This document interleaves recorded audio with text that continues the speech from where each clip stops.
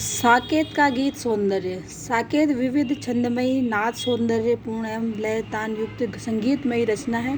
यद्यपि इस महाकाव्य की रचना विविध मात्रिक एवं वर्णिक वृत्तों में हुई, तथापि इसमें कतिपय ऐसी सरस और मधुर कविताएं भी मिलती हैं जो कवि के अंतःकरण में विद्यमान किसी भावना के उत्कट आवेग के रूप में लिखी गई है, जिनमें ताल लय की विशुद्धता एवं संगीतात्मकता है, जिनका पूर्वापर किसी अन्य छंद या कविता से कोई संबंध नहीं है, जो अपने में ही पूर्ण है और किसी एक भाव की धोत है। कवि की इन कविताओं को गीत कहा गया है और इन्हीं के कारण साकेत में गीतात्मक सौंदर्य की अभिवृद्धि हुई है। साकेत में जिन गीतों की रचना हुई वे सब नागरिक अर्थात साहित्यिक गीत हैं। गुप्त जी के समय तक साहित्यिक गीतों की रचना के लिए 3 पद्धतियाँ प्रचलित थी: पद पद्धति, प्रगति पद्धति और संबोधि गीति पद्धति। पद पद्धति पर सूर, तुलसी, मीरा आदि हिंदी के कवि एवं कवित्रियों ने अपने गीत रचे हैं। प्रगति पद्धति पर प्रसाद पंत, महादेवी, निराला आदि आधुनिक युग के कहानियों ने अपने गीतों की रचना की है और संबोधि गीति पद्धति पर वे गीत रचे गए हैं जिनमें कभी व्यक्ति या पदार्थ को संबोधन करके गीतात्मक कविता का निर्माण हुआ है।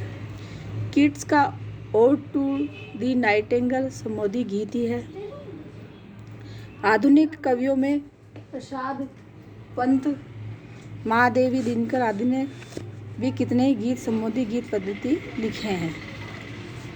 गीतों के उपयुक्त विवेचन के आधार पर जब हम साकेत के गीत सौंदर्य पर दृष्टि डालते तब पता चलता है कि इसके 3 सर्ग ही ऐसे अष्टम, नवम तथा दसम, जिनमें कवि ने सुमधुर गीतों का सृजन करके काव्य को नूतन रूप प्रदान किया है।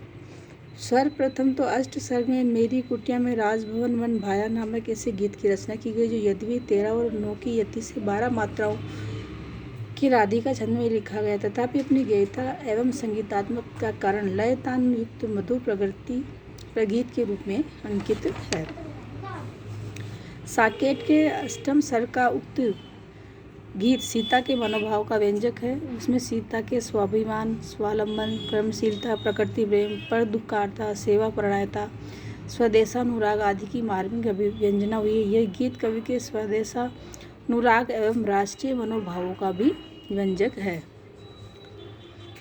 साकेत के नवम सर्ग में वर्णित वे गीत आते हैं जो प्राचीन तथा आधुनिक पद्धतियों पर लिखे गए हैं, जिनके कारण साकेत में नाद सौंदर्यपूर्ण संगीतात्मकता दृष्टिगोचर होती है। इनमें से पहले गीत की टेक है ओ गौरवगिरी उच्चुदार। इस गीत के अंतर्गत कवि ने चित्रकूट पर्वत की प्राकृतिक सुषमा का सजीव चित्र अंकित किया है।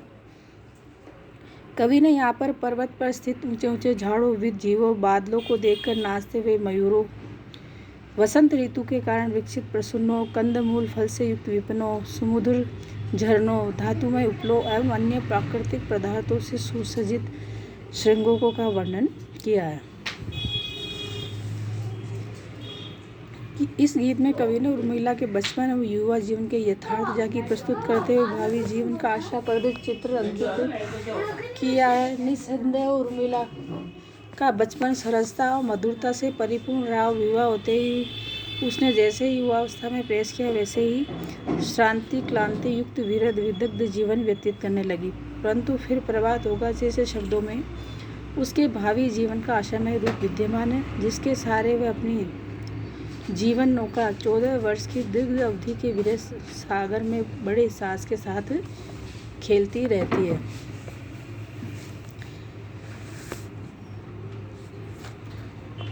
शब्दों का चयन भावानुकूल है और भावाभिव्यक्ति में भी स्वाभाविकता है, परंतु अंतिम चरण में आकर कवि ने क्लिष्ट कल्पना की क्योंकि किंतु करेंगे कोक शोक की तारे जो रखवाली जैसी पंक्ति ने गीत की सरसता और मधुरता में व्याघात किया है और कोमल कल्पना के स्थान पर क्लिष्ट कल्पना ने भावात्मक सौंदर्य को नष्ट सा इसमें कर दिया गया। इसके पश्चात वेद ने तू भी भली बनी वाला गीत अंकित है। गीत संबोधि गीत पद्धति मिश्रित पद्धति पर लिखा गया, परंतु इसमें आत्मनिवेदन न होकर व्यक्तिगत अनुभूति का प्राधान्य है और वेदना का सांगोपांग निरूपण किया गया है।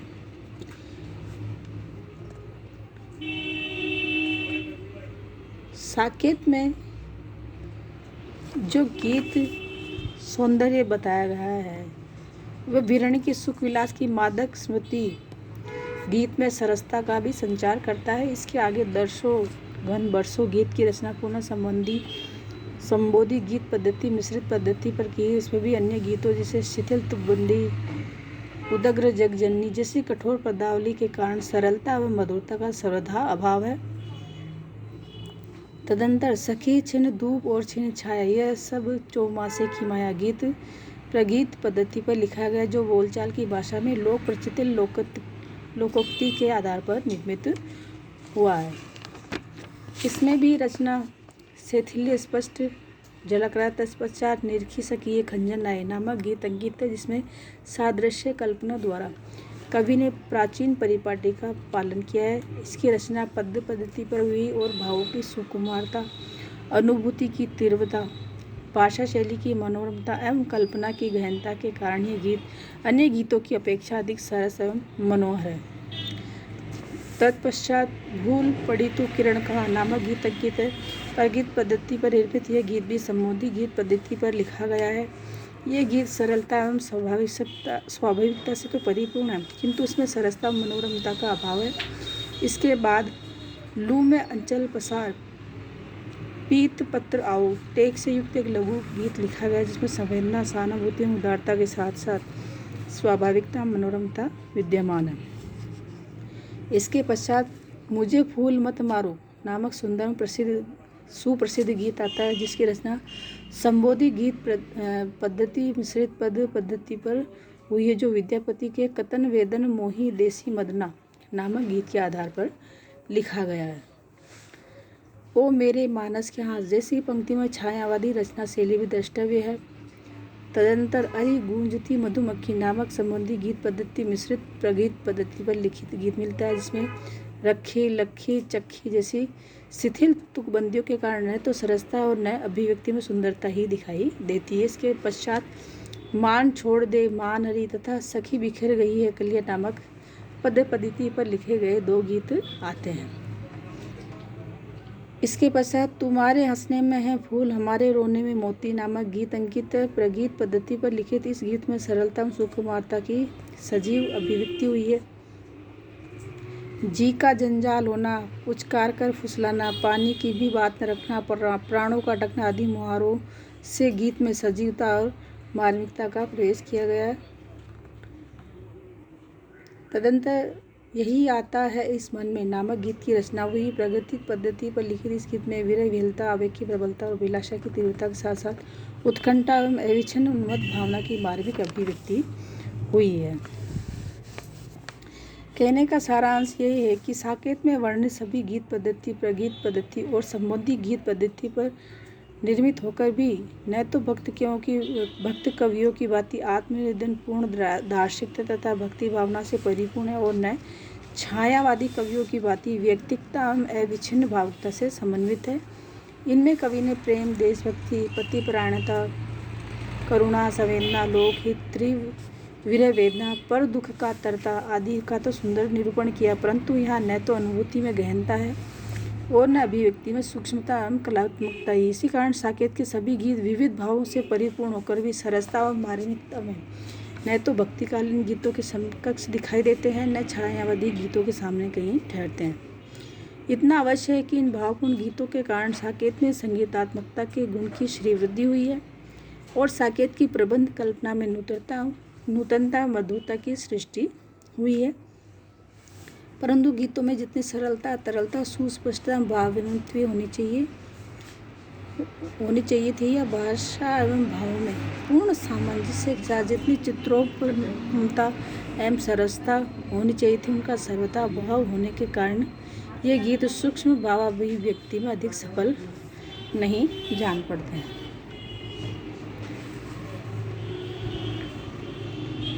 इनमें युगानुकूल बाह्यार्थ निरूपण का प्राधान्य है और कवि की दृष्टि बहुमुखी होने के कारण वह यहाँ व्यक्तिगत भावनाओं से परिपूर्ण अंतःकरण की सूक्ष्म भावनाओं के सजीव चित्र अंकित करने की अपेक्षा सामूहिक सामाजिक विरह की विरहजन्य विषमताओं को ही चित्रित करने में अधिक सफल दिखाई पड़ते हैं।